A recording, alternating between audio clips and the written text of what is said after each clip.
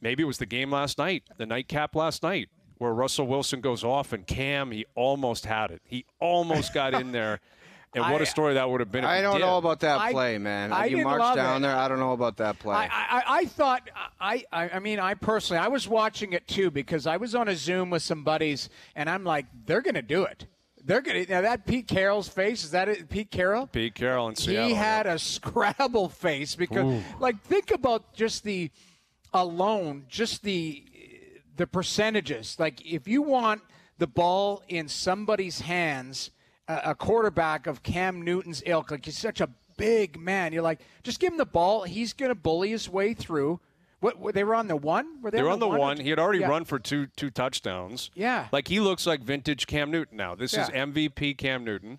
And everyone's wondering, what were other people waiting for? How could you possibly not sign him? Why would you let Belichick get his hands on him?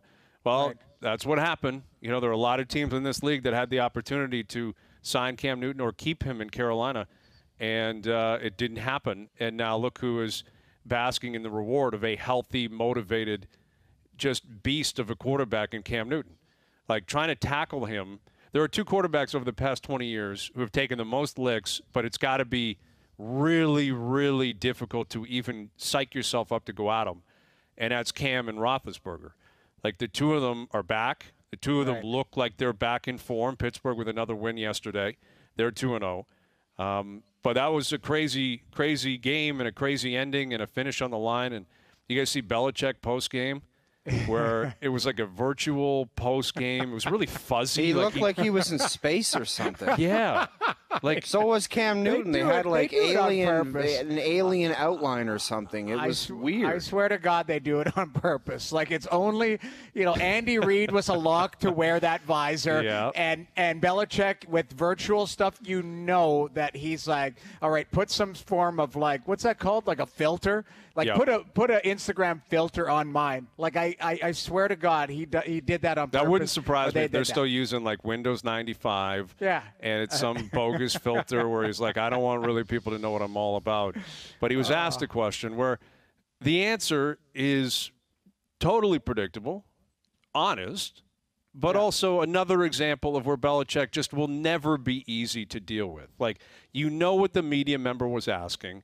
He wanted to know, like, take us through your thought process. You have one play and you decide on a run with Cam. And they got manhandled at the line. Credit to Seattle. Seattle's defensive line just busted them up. Cam actually didn't even get that close to the goal line. I was shocked.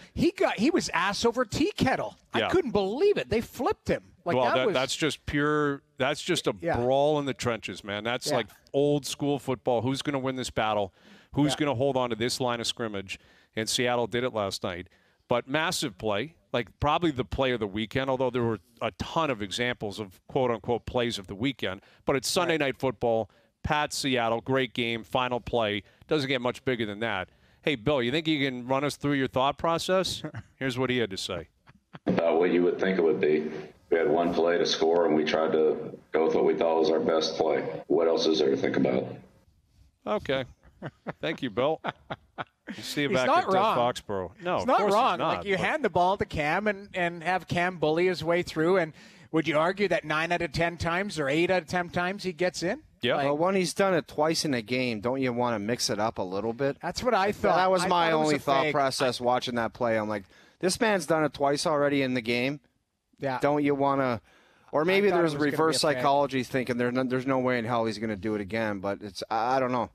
I just hate seeing that play. I'm like, couldn't you come up with something a little more creative than that? Yeah, I thought it was going to be a fake, and then him just float one into the end zone for, whoever. Although they didn't really have any wide receivers on the field. Like, they loaded up double tight ends, and they had, they were just basically planting the seed for Seattle to realize that they're just going to try to, bulldozer this in. And Cam is getting a ton of run plays called for him. I don't know if he can hold up throughout a whole season because he's going to take his licks, but he looks very good.